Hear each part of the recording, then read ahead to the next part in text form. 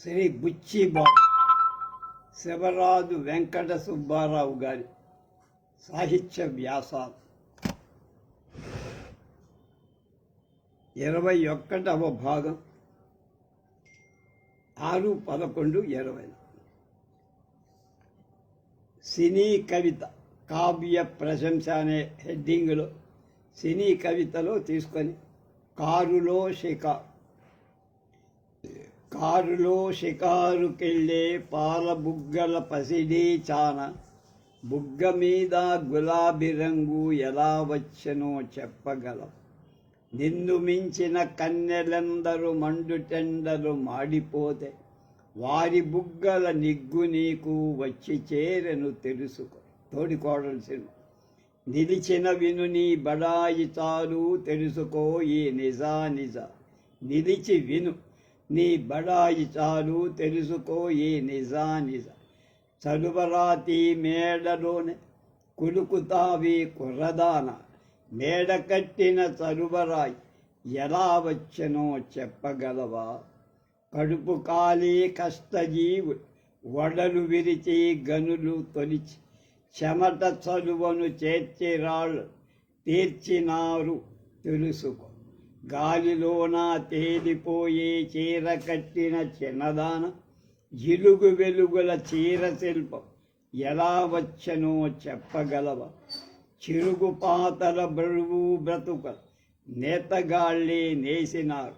చాకిరొకరిది సౌఖ్యమొకరిది సాగదింకా తెలుసు కా. ఇది ఒక సినిమా పాట. దీనిలో అందచందాలు విమర్శించే ముందు ఈ పాట అంటే నాకు చాలా ఇష్టమని చెప్పేస్తున్నా.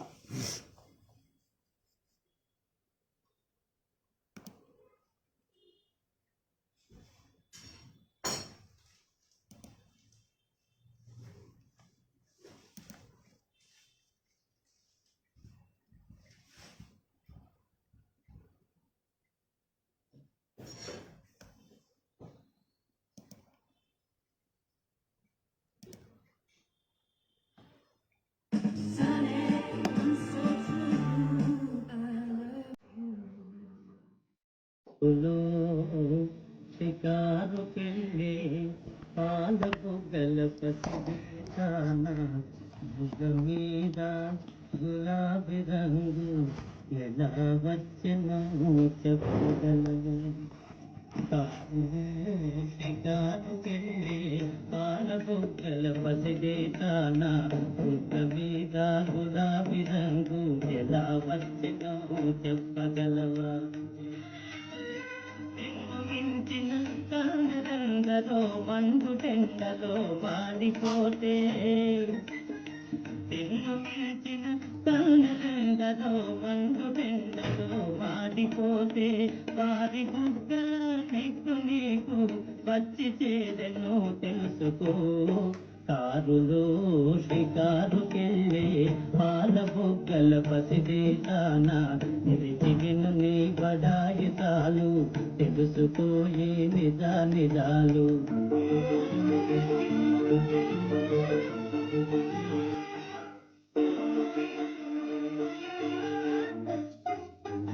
చలువరాతి మేడలోన కులుకుతావే కుర్రదాన చలువరాతి మేడలోన కులుకుతావే కుర్రదాన మేడగట్టిన చలువరాయి ఎలా వచ్చనో చెప్పగలవా.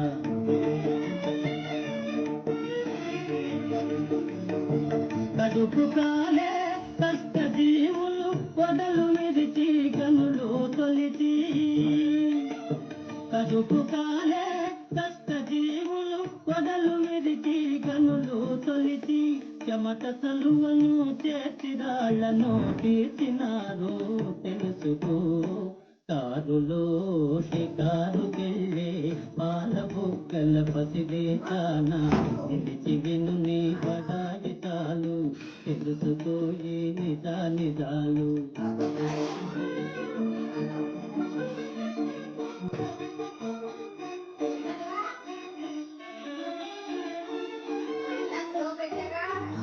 గాలిలోన తేలిపోయే తీరగట్టిన చిన్నదానా గాలిలో నా తేలిపోయే తీర కట్టిన చిన్నదానా వెలుగు వెలుగున తీర శిల్పం ఎలా వచ్చెనో చెప్పగలవా తిరుగు పాతల బరువు బ్రతుకుల నేతగాళ్ళే నేసినారు తిరుగుపాతల బరువు బ్రతుకుల నేతగాళ్ళే నేసినారు చాకిరొకరిది సౌఖ్యమొకరిది సాగదింకా తెలుసుకో కారులో సిగారు పెళ్ళే పాల బుగ్గల పసివేతాన నిలిచి విను నీ బడాయి చాలు తెలుసుకోయి నిజాలు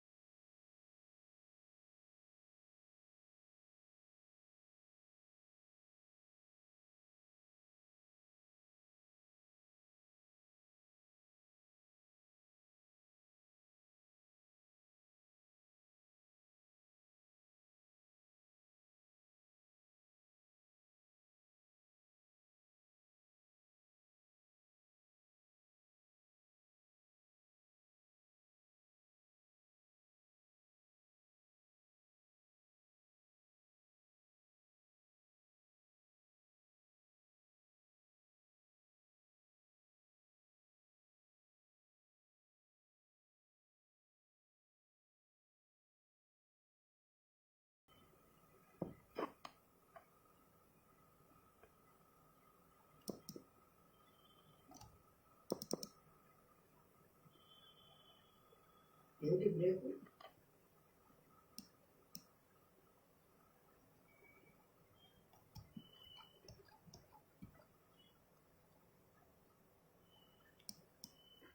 ఈ పాట గురించి రాశాడు బుచ్చిబాబు.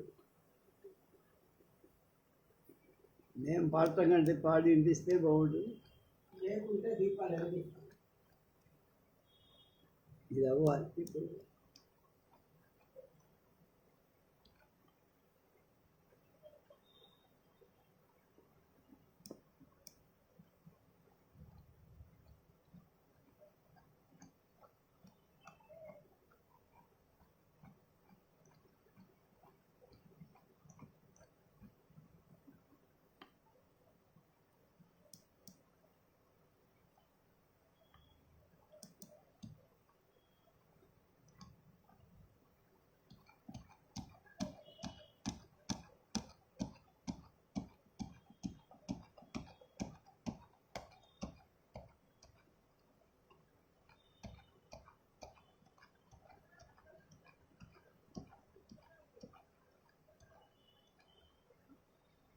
కారులో షికారు పాట విన్నాం.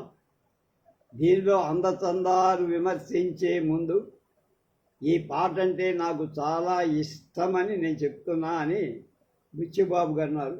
అందరికీ ఇష్టమే. ఇది శ్రీశ్రీ రాశాడు అనుకున్నారు అందరు, అని ఆత్రేయ గారు రాశాడంటే గుండెలు అదిరిపోయాయి అందరు. 1959లో కాబోలు ఈ పాటని ఒక గ్రామ్ఫోన్ రికార్డుగా విన్నా, బుచ్చిబాబు అన్న మాటలు. అది ఏ చిత్రంలోదో నాకు తెలియదు. విన్నాక బాగుందనుకొని దీన్ని వ్రాసిన కవి ఎవరో అప్పట్లో తెలియాలి. తర్వాత ఈ పాటని చాలాసార్లు అప్పుడు కూడా ఈ పాట బాగుందా అనుకున్నానే కానీ పాత పడవు. ఈ మధ్య మళ్ళా విన్నా, ఇంకా బాగా నాలో నిలిచిపోయి, అలా నిలిచిపోయినప్పుడే అది మంచి కవిత్వం అంట. ఇది అంతగా నాకెందుకు నచ్చిందో మరి పరామర్శిస్తే దాని రహస్యం వస్తే కానీ రహస్యం బయట పాఠకుడి సహాయంతో ఆ పనికి పూనుకుంటున్నా. ఏం బయటపడేది ఉభయులను చూద్దాం. మీరు ఈ పాటలో పాట అనడం మానేసి గేయం అందం. కాసేపు సినిమా పాటని సందర్భాన్ని పాడిన వాళ్ళని మరిచిపోయి పుస్తకంలో చదివిన గేయంగా చూద్దాం. ఈ గేయంలో 3 ప్రశ్నలు ఉన్నాయి, వాటికి సమాధానాలు ఉన్నాయి. అందులో సగం పైగా సొంపు ఆ ప్రశ్న అడిగిన రీతిలోనే ఉంది. అందమైన అమ్మాయి, వయసు 15-16 దాటదు. పాల బుగ్గలు, బుగ్గ మీద గులాబీ రంగు, కాస్తంత నిగ్గు,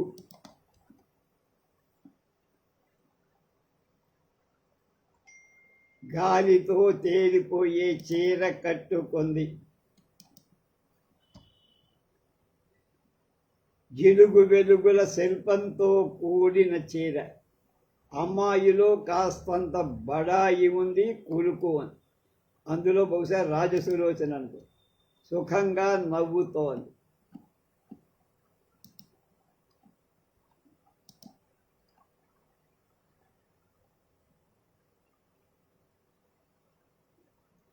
ఆ అమ్మాయి మకాం తలువరాతి మేడలో సాయంత్రం అవ్వగానే హాయిగా కారులో షికారు బయలుదేరి. మన కవి కంటం ఆమెను నిలేశాడు కారు. ఆమె డ్రైవ్ చేస్తోంది అనుకోను. తనే డ్రైవ్ చేస్తే కులుకు కలుకు వయ్యారం వీలు పడ. ఆమె లేత చేతులు స్టీరింగుని తిప్పగలవ, మృదువైన పాదాలు బ్రేక్ తొక్కగలవ. అందమైన చీరకి మోటార్ తైలం అంటుకొని పాడైపోదా? పెట్రోల్ వాసనకి జడలో సంపెంగ పరిమళం సమసిపోదా? నేను అనుకోవటం ఆమె వెనక సీట్లో వయ్యారంగా కూర్చొని ఉంటుంది, ముందు సీట్లో డ్రైవర్ నడుపుతాడు.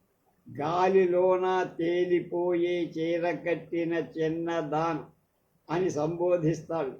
కారులో కూర్చొని ఉండగా గాలిలో చీర ఎలా లేచిపోతుంది. కారు మంచి జోరుగా పెడుతుంది.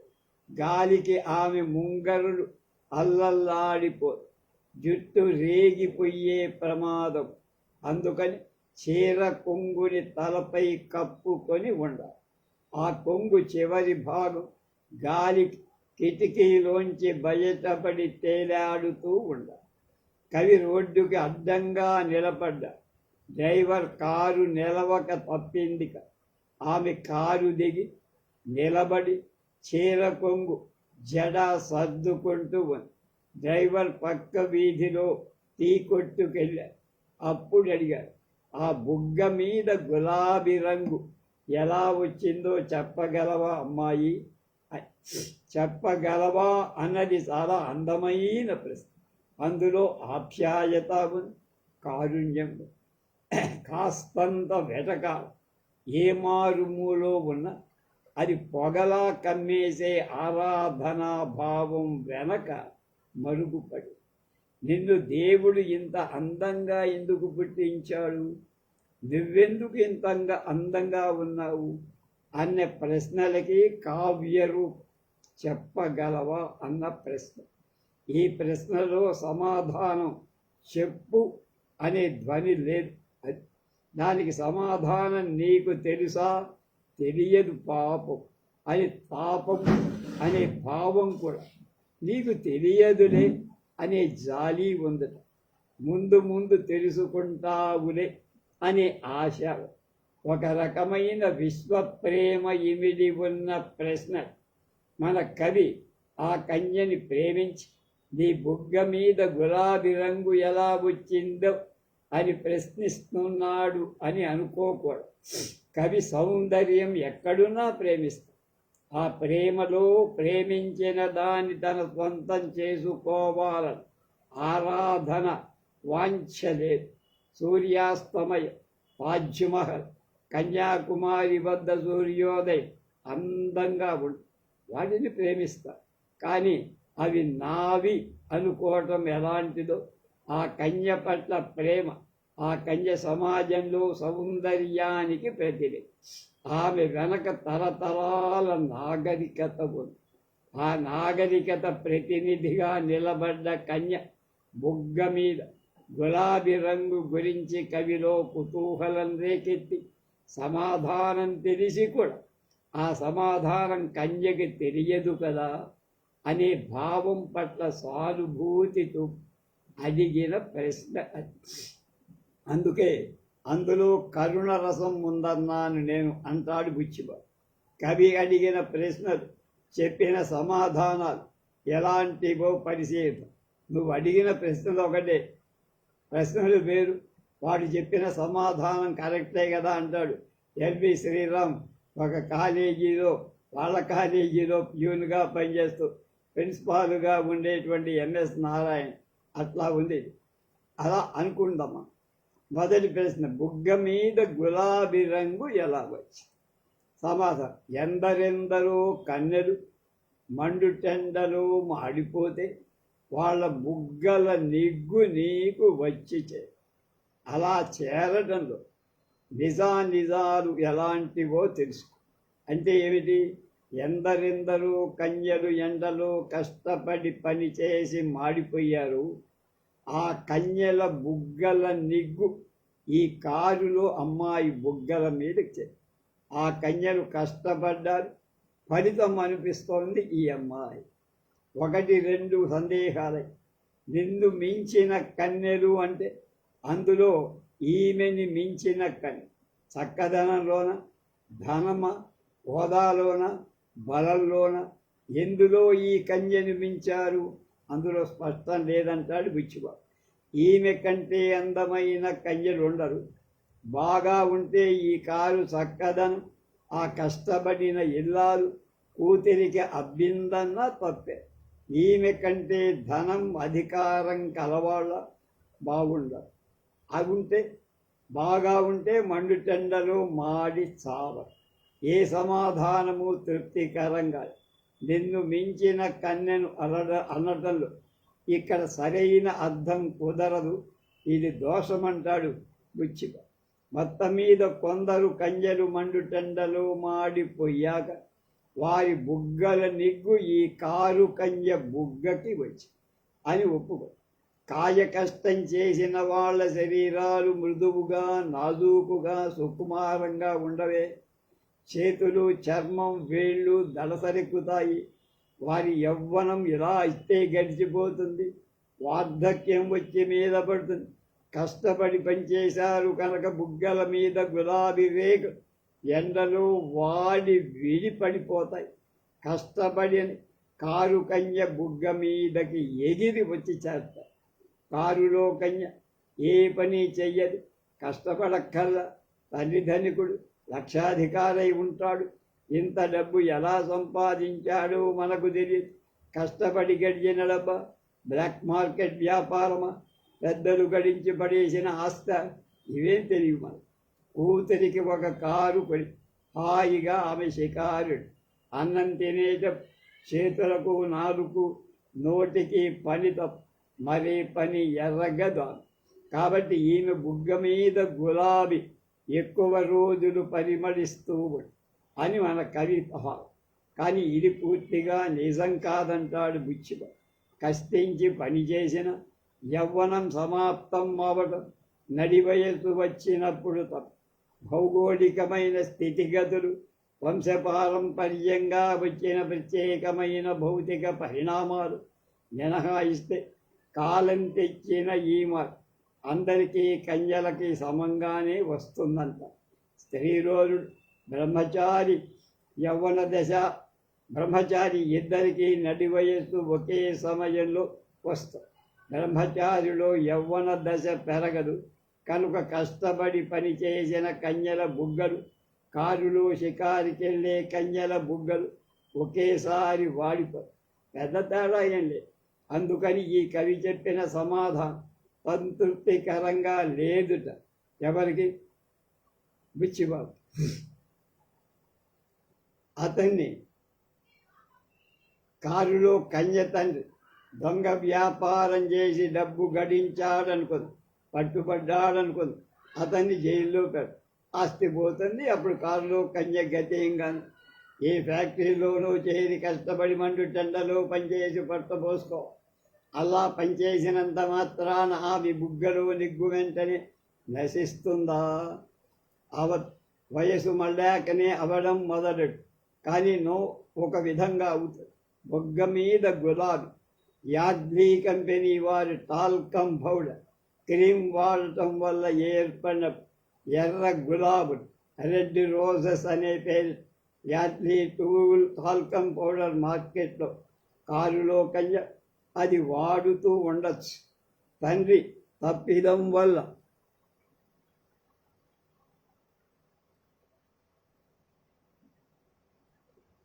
ఆస్తంతా పోయి తన ఫ్యాక్టరీలో పని కుదురుకున్నప్పుడు ఆ టాల్కమ్ పౌడర్లకు వీలు దొరకదు. గులాబీ ఎగిరిపోదు. ఆ కన్యలు మండుటెండలో మాడటం వల్ల ఈమె బుగ్గ మీద గులాబీ మొలిచిందనుకోవటానికి కోడిగుడ్డు మీద వెంట్రుకలు పీకటం అంటే ఇది. నిజమే, బాగా చెప్పాడు కదా అనిపిస్తుంది చదివినారు. కానీ ఇందులో నిజం లేదంట. రెండోకి ప్రశ్న, నిలిచి విను నీ బడాయి చాలు, తెలుసుకో నిజాలు. మధ్యలో కలి ఇంత మంచి హెచ్చరి. కారులో అమ్మాయి రోడ్డు మీద నిలబడింది. అతను మాట్లాడుతుంటే తనకేం సంబంధం లేని పరధ్యానం అటు ఇటు చూస్తూ ఉంది. కావు మన కవిగారు ఒళ్ళుబడి నిలిచి విను, కాళ్ళూప, నీ బడాయి ఆపు చెయ్యి, నిజాలు తెలుసుకో అంటే ఇంట్లో నీకెవ్వరు అసలు రహస్యాలు చెప్పరమ్మాయి. ఇంత దొంగలు అసలు సంగతి నేను చెబుతా, ఎప్పుడైనా తెలుసు ఈ నిజాలను. ఇందులో ఈ నిజాలు అనడం ఎంతో బాగుంది. ఇవి విను అని మిగతా విషయాలు నువ్వు ఎన్నో తెలుసుకుంటావు. ఇంత ముఖ్యమైనవి కాబోయి ఈ నిజాలు ఈ విధంగా కన్యను హెచ్చరించి ప్రశ్న అడుగుతున్నాడు. ఏమిటి ప్రశ్న? చరువరాతి మేడలోన ఉలుకుతావి కుర్రదాన, మేడ కట్టిన చరువరాయి ఎలా వచ్చెనో చెప్పగలవా? బిత్తరపోయిందా? ఆశ్చర్యంలో కనుబొమ్మలు చెప్పించి కళ్ళు పెద్దవి చేస్తా. అవును, నిజమే, వాళ్ళది పెద్ద మేడ. అందులో కులుకుతూ ఉంటుంది. స్నానం చేసి మేస కప్పేసు ఉయ్యాల ఊగుతూ టిఫిన్ తిట్టు, పావురంతో ఆడుకుంటూ రామచిలకబుధం మీద తొడ మీద కుక్కపిల్ల రేడియోగ్రామ్ వింటూ ఉండు. తను పాటు ఏదో జ్ఞాపకం వచ్చి ఉయ్యాల దిగి నాట్యం చేస్తున్నట్టు గంతులు వేస్తూ అద్దంలో చూసుకొని మురిసిపో. తన కులుకుతున్నట్టు ఆయనకు ఎలా తెలుసు అని ఆశ్చర్యం. పెద్ద మేడ, కానీ అది తరువరాతి మేడ అన్నది తను గమనించనే లేదు. ఆయనకు ఎలా తెలుసు? చరువరాయి ఎలా వచ్చిందో తనకు తెలియదు. ఎందుకు తెలియాలి? ఏమిటి అర్థం లేని ప్రశ్న. కారులో కన్య అలా ఆలోచిస్తే తప్పే. విజ్ఞాన సర్వస్వం తయారు చేస్తున్న సంపాదకుడికి తప్పు. చరువరాయి ఎక్కడ దొరికే, దాని ఖరీదంత అయింది తెలుసుకోవాలని ఉండదు. నిరుపయోగమైన భోగట్ట. కారులో కన్య తండ్రి ఏ రోడ్ల కాంట్రాక్టరు ఇల్లు కట్టించే ఆసాము అయితే ఆ పిల్ల చరువరాళ్ళని గురించి వాళ్ళు చెప్పుకుంటే విని కొన్ని వివరాలు తెలుసుకొని అలా కానప్పుడు వాటి గురించి తెలుసుకోవడం మా ప్రశ్న సమంజసం కాదని మన కవిగారికి ఈ ప్రశ్నే ముఖ్యం. చరువరాని ఎలా వచ్చిందని చెప్పాలని సమాధానం. కడుపు కాలి కష్టజీవులు వడలు విరిచి గనులు తొలిచి చెమట చరువను చేర్చి రాళ్లను తీర్చిదిద్దారు. కష్టజీవులు గనులు తొలిచారు. వారి చెమటే చరువను చేరింది. ఆ రాళ్లతో రాళ్ళు పైకి దాని. నిజమే, వాడు చేసిన పని అదే. కానీ కేవలం వాళ్ళ వల్లే జరిగిందంటామా? ఫలానా తోట చరువరాయి దొరుకుతుంది, ఫలానా తోట గని తవ్వండి అని చెప్పేవాడు కొందరుల ఫలానా పని చెయ్యని కొందరు చెప్పారు, మరికొందరు ఆ పని చెయ్యి. మొదటి వాడిది మెదడు పని, రెండో వాడి శరీర కష్టం. కానీ ఇద్దరూ అవసరమే. రెండో వాడు ఒళ్ళు వేచి పని చెయ్యాలి. మొదటివాడు చటుక్కున ఆ భావం తట బుర్రను గోడకేసి కొట్టుకో. ఇద్దరికీ చెమట పడు, ఇద్దరూ కడుపు కాలినవాడు. కారుతున్న కడుపుతో వాడు ఆలోచిస్తాడు, వీడు పనిచేస్తాడు. మంచి ఆకలిగా ఉన్నప్పుడే మెదడు చురుగ్గా పనిచేస్తుంది. కాబట్టి కేవలం కష్టించిన వాళ్ళ వద్ద ఈ సరువరాయి రవాణా అయ్యిందనుకోవడం పూర్తి నిజం కాదంటాడు బుచ్చు. చివరి ప్రశ్న, గాలిలోన తేలిపోయే చీర కట్టిన చిన్నదాన అని సంభవం. అంటే పల్చటి చీర తేలికైంది, మెత్తది, మృదువైంది, గాలిలో తేలిపోయే. వెనక బ్రిటిష్ వాళ్ళు రాకపోవడం మన దేశంలో అగ్గిపెట్టెలు ఇవిడేటంత పల్చటి చీరలు నేసారు. ఈ కారులో కన్య అంతటి పల్చటి చీర ధరించి జిలుగు వెలుగుల చీర శిల్పం ఎలా వచ్చనో చెప్పగలవా అనే ప్రశ్న. జిగేల్మని మెరిసే చీర, వెండి తీగ, బంగారు తీగ పోగులు ఉంటే అలా మెరు. నేడు కృత్రిమ రసాయనిక ప్రక్రియలు రూపొందించిన వాటితో తయారైన చీర లైలాన్ మొదలు అలా మెరుస్తుంది. చీర తయారీలో ఎంతో శిల్పం, పనివాడితనం ఉంది. ఆ శిల్పం ఎలా వచ్చిందో తెలుసా అన్నాడు కవి. అవును, ఆమె వాటిని గురించి ఎప్పుడు ఆలోచించాలి. అసలు ఆ చీర ఖరీదెంతో కూడా ఆమెకి తెలియదు. ఏ పార్టీలోనో పెళ్లిలోనో ధనవంతురాలు అలాంటి చీర కట్టే ఉంటే ఆ చీరను చూసి నాన్నతో చెప్పి ఇలాంటి చీర కావాలి అంటే నిమిషాలు వచ్చి సమాధానం. చిరుగు పాతల బరువు బ్రతుకుల నేతగాళ్ళే నేశారు. ఈ చీరను నేసిన వాడు బీదవాడు చిరుగు పాతలు ధరిస్తారు. వారి బ్రతుకులు వాళ్ళకి భారం. అలాంటి వాళ్ళు నేసి. ఇందాక రెండో ప్రశ్నకి మనం సమాధానం పరిశీలిస్తున్నాం.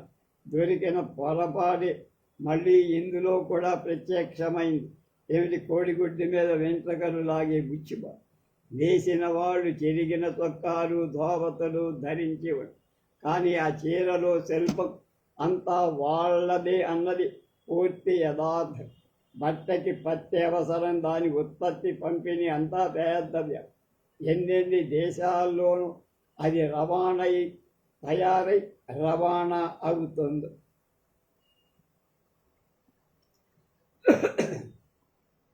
కొన్ని లక్షల మంది ఆ పనిలో ఉంటారు. జిలుగు మెరుపు తడుగు ఇచ్చేటందుకు అవసరమైన సిల్కు, రేయాన్, నైలాన్ మొదలైన తయారు. మళ్ళా వేరే ప్రశ్న, కొన్ని పాశ్చాత్య దేశాల్లో ఇవన్నీ పోగయ్యా ఒక నమూనా డిజైన్ ఇలా ఉండాలి అని నేసి చూపెట్టే కళాకారుడు. ఆ కళాకారుడికి అవసరమైతే పై దేశం నుండి రప్పి బోలె డబ్బు కట్ట. ఇదంతా ఇందాక చెప్పాక కోడిగుడ్డు మీద వెంట్రుకల్లాలి. గేయంలో ప్రశ్నలు సమాధానాలు ముగిశాయి, అంతా అయిపోయింది. కానీ కవి అంతటితో గేయం సమాప్తి చేయి. చివర మరో వాక్యం, చాకి రొక్కరిది సౌఖ్యం ఒక్కరిది సాగదింకా తెలుసు అని పాఠకుడి ఇబ్బంది లేక గేయంలో అంతరార్థం ఏమిటో కవి ఆత్రేయ చెప్పాడు. ఆత్రేయ పేరు కూడా ఆయన చెప్పట్లా. ఇదొక నీతి పాఠం. ఏమని? కష్టపడేవాడు ఒకడైతే ఫలితాన్ని అనుభవించేవాడు. ఇది కలకాలం సాగదు. సోషలిజం వస్తుంది. నువ్వు కూడా కష్టపడి పనిచేయాలి. ఇలా సింగారించుకొని కొడుకుతో కారులో షికారులు తిరిగితే కుదరదు. ఇంక నీ షికారులు ఆటలు సాగు. నిజాన్ని మన కవికి ఆ కారులో అమ్మాయి పట్ల కోపం, ద్వేషం ఏం లేవు. ఇవన్నీ ఆ అమ్మాయిని ఉద్దేశించి చెప్పినవి. ఆ అమ్మాయి షోకులు షికారులు అమర్చి పెట్టిన పెత్తందారులను ఉద్దేశించి చెప్పిన విషయం. అంటే ఆ అమ్మాయి తండ్రిని ఉద్దేశించి. అమ్మాయి తండ్రి మొదట్లో అంత పెద్ద ధనికుడు కాకపో, ఎలాగో డబ్బు చదువు. అతని అవసరాలు, కుటుంబ అవసరాలు తీరా కొంత డబ్బు మిగిలింది. దాంతో ఏదో వ్యాపారాలు చేశాడు, సంపాదించి. ఇది సాగదు అంటే ఇంకొక వ్యవస్థ వచ్చి పడుతుంది. బాగానే ఉంది. అందరూ కష్టపడి పనిచేసి ఫలిత సమంగా అనుభవించే సాంఘిక వ్యవస్థ సోషలిజం వస్తుంది అని.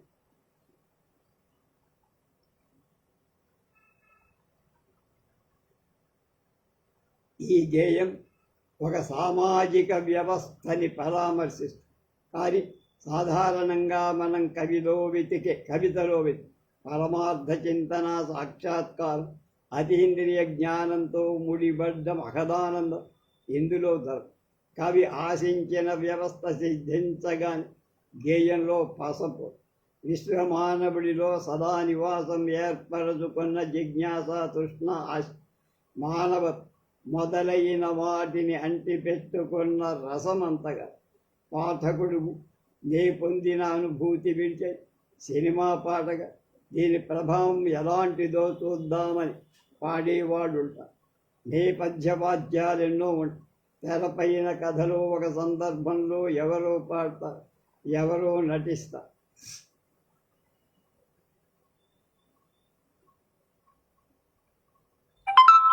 ఈ పాట వచ్చిన కొత్తలో 1959లో కావాలి. చాలా బాగుందండి పాట అన్నాను శ్రీశ్రీ గారు. ఆయనే వ్రాశాడను. వ్రాసింది ఆయన కాదు, ఆచార్య అత్రేయ. కానీ నేను పెదవి కొనుక్కోలక్కల. మీరు అంతే. ఈ పాట అన్నపూర్ణ వారి తోడి కోడళ్ళు చిత్రంలోదని చివరికి మనకి